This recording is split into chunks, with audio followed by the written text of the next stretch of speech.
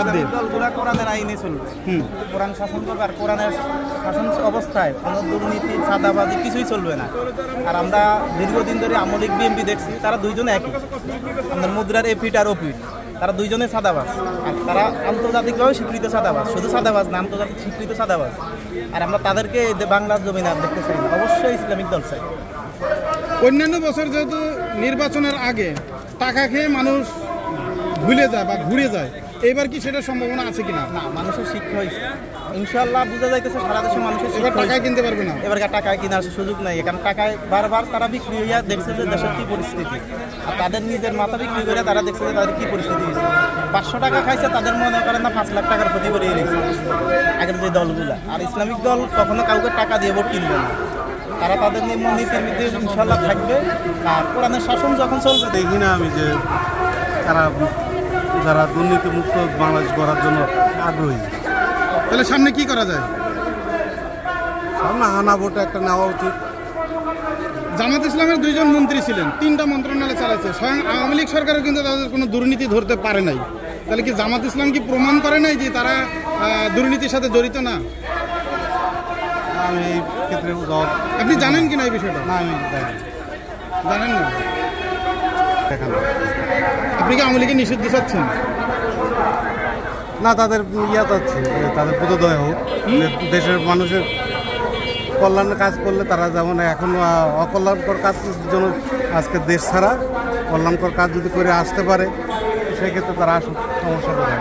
শেখ মুজিবুর রহমান কিন্তু প্রায় 30,000-এর উপরে জাসদকে হত্যা করছিল, এবং শেখ মুজিবুর রহমান সপরিবারে হত্যা হয়েছে। পরে আমি ইতিহাস সম্পর্কে এত কিছু জানি না, আপনারা অত কিছু জিজ্ঞাসা করতে সাধারণভাবে উত্তর দিচ্ছি।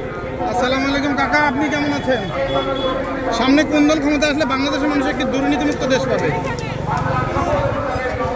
সামনে যারা এখন বর্তমানে নেতৃত্ব দিয়া এই দেশের একটা স্বৈর শাসন এবং একটা জালিম সরকারকে এখানে উদার করছে, বর্তমানে যারা নেতৃত্বে যদি ধরে রাখতে পারে, আশা করি এরা এদের নেতৃত্বে ভবিষ্যৎ এই দেশে প্রজন্মকে চোখ খুলে দিবে, জ্ঞান খুলে দিবে, এবং এই দেশে ভবিষ্যৎ ভালো কিছু আসবে।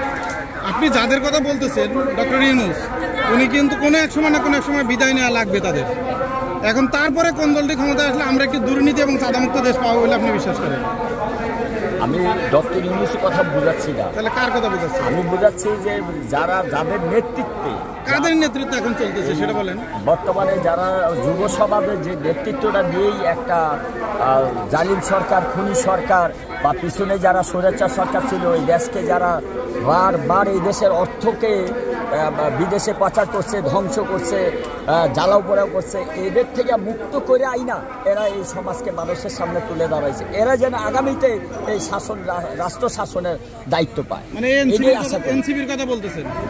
আমি একটা দলকে আমি বলিনি, আমি বলছি যে যুব সমাজটা যাতে জাগ্রত হয়, এরা যেভাবে জাগ্রত হয়েছে এভাবে যাতে যুব সমাজকে সবাই সমর্থন করে এরা রাষ্ট্র যেন পরিচালনা আসতে পারে। ডক্টর ইউনূসের বর্তমান শাসন আমলটা আপনার কাছে কেমন লাগছে?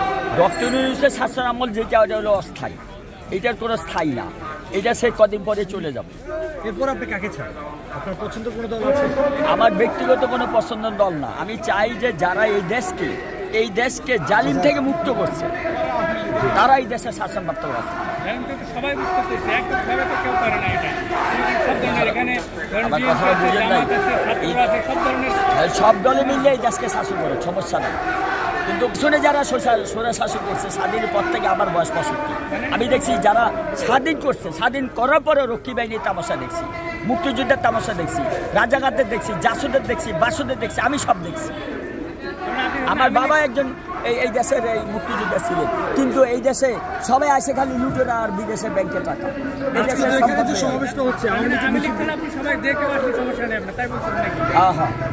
এই দেশের বর্তমান যারা যুব সমাজ আছে, যারা নেতৃত্ব দিচ্ছে, আমি এদেরকে সমর্থন করি। ঠিক আছে।